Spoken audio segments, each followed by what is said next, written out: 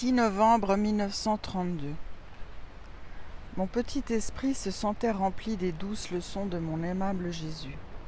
Inquiet, il voulait provoquer des doutes et des craintes.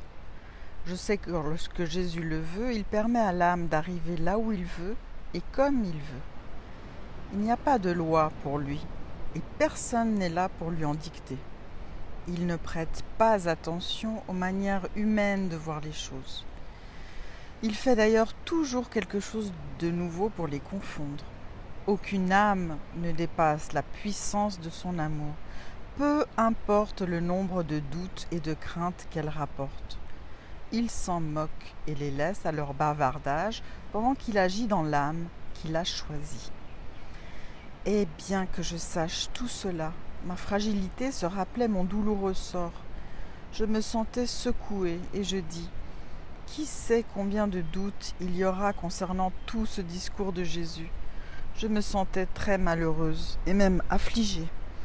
Mais Jésus veillait sur ma pauvre âme et répétant sa petite visite, toute bonté, il me dit: bienheureuse fille, ne t'inquiète pas.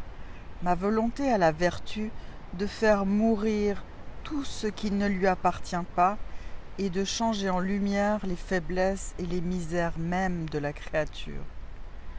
Tout ce que je te dis n'est pas vertu de la créature, mais vertu et puissance de ma volonté qui peut tout.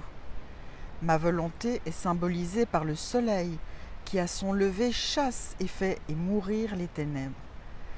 Et lorsqu'il revêt la terre, il donne à toute chose sa vie de lumière. Ainsi en est-il de mon vouloir. Et lorsque la créature se laisse revêtir par la puissance de sa lumière, les ténèbres la quittent et ses maux meurent pour être convertis en vie de lumière. Celui qui ne comprend pas montre qu'il est illettré. Par conséquent, ne peut pas comprendre ce qu'est ma volonté et ce qu'elle peut faire. Il ne peut pas non plus comprendre ce à quoi peut parvenir celui qui vit dans ma volonté et peut être investi de sa lumière. Par conséquent, laisse-les parler. Je vais agir et ils continueront à parler. S'ils n'ont pas étudié en profondeur ma volonté, que veux-tu qu'ils comprennent? Ils sont peut-être des savants, docteurs en d'autres choses, mais sur ma volonté, ils seront toujours de petits ignorants. Par conséquent, laisse-les de côté et pensons à agir en actes et non en paroles.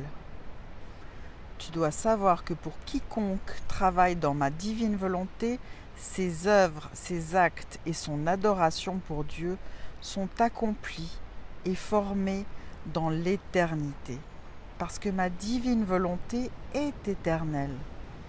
Et tout ce qui peut être fait en elle ne sort pas de l'éternité et reste confirmé comme des œuvres, des adorations et de l'amour divin et éternel.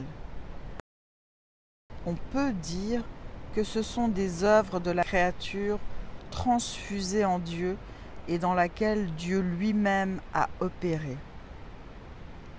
Ce qui est humain ne rentre pas dans le divin vouloir ou dans l'éternité. Pour entrer, ce qui est humain doit perdre sa vie afin de réacquérir la vie des œuvres de Dieu lui-même. Par conséquent, celui qui vit dans notre vouloir en vient à être vu par nous, non dans le temps, mais dans l'éternité. Pour notre cortège et notre honneur, ses actes doivent être nos actes, son amour, notre amour. Nous sentons que la créature vient dans notre vouloir pour donner une occasion de nous permettre d'agir et de lui donner notre amour, afin que nous soyons aimés avec notre propre amour.